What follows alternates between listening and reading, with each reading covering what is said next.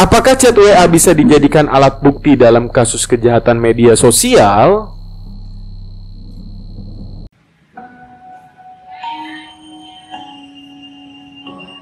Mohon perhatian bagi Sohib Justice yang belum subscribe, harap subscribe sekarang juga, karena penjelasan akan segera dimulai.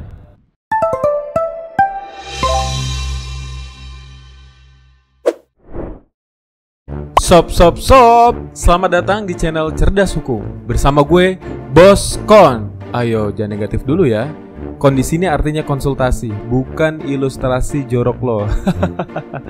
Dengerin nih, gue mau ngejelasin permasalahan hukum dari Sohib Justice, biar lo pada paham.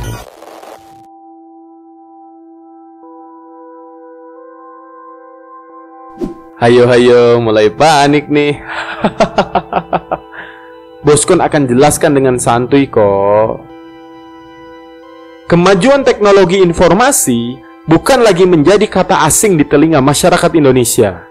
Kebutuhan akan teknologi informasi menjadi semakin penting seiring perkembangan zaman yang menuntut kehadiran teknologi di segala aspek dalam berkehidupan, mulai dari ekonomi, industri, hingga kesehatan.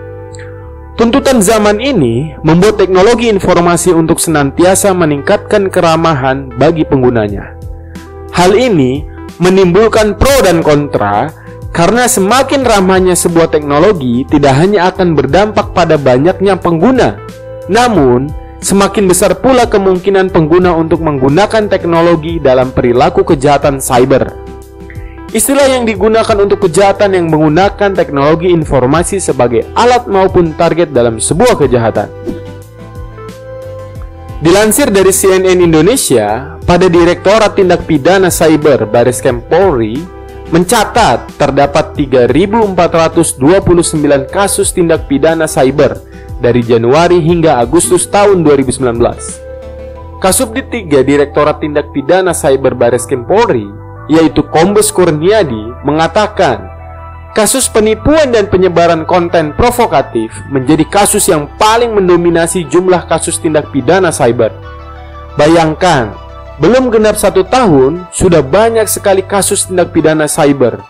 Namun, tahukah Anda, chat aplikasi WA pun dapat dijadikan alat bukti dalam kasus tindak pidana cyber. Banyak persepsi salah atau kurangnya pengetahuan masyarakat akan hal ini. Masyarakat masih menganggap bahwa apabila adanya suatu kejahatan, pasti harus ada saksi atau visum supaya menjadi alat bukti. Hal ini dimana merujuk pada pasal 184 Kitab Undang-Undang Hukum Acara Pidana.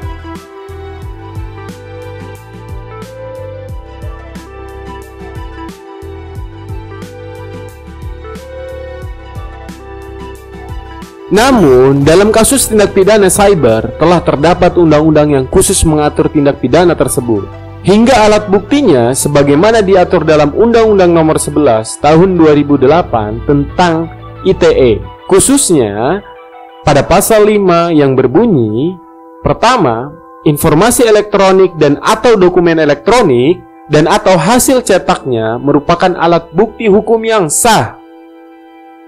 Yang kedua, informasi elektronik dan atau dokumen elektronik dan atau hasil cetaknya sebagaimana dimaksud pada ayat 1 tersebut merupakan perluasan dari alat bukti yang sah sesuai dengan hukum acara yang berlaku di Indonesia.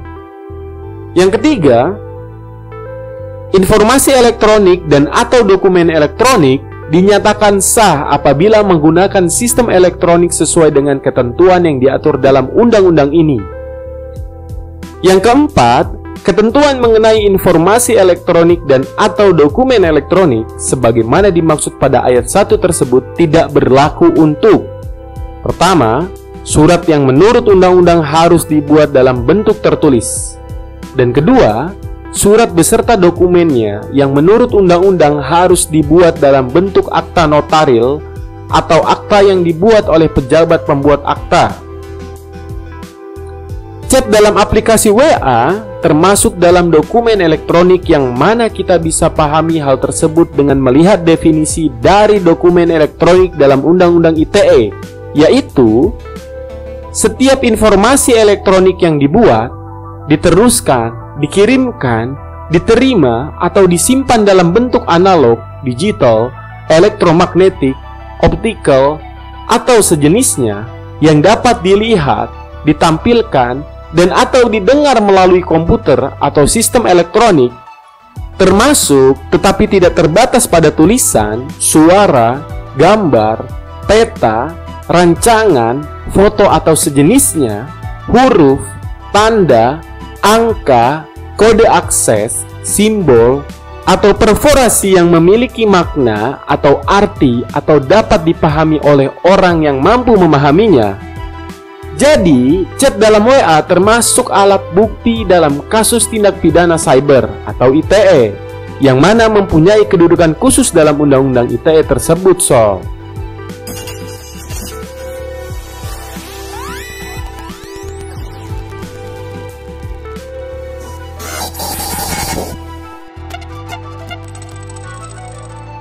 Demikian penjelasan teknis dari Boskon untuk Sohib Justice dimanapun kalian berada ya.